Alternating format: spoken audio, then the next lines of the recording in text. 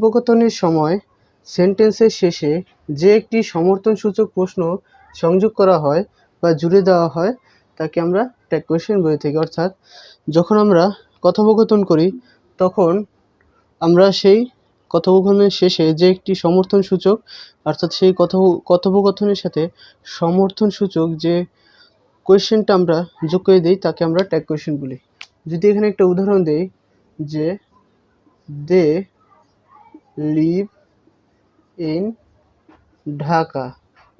তা they live in Dhaka এটা একটা সেন্টেন্স। তো সেন্টেন্স শেষে যদি আরেকটা প্রশ্ন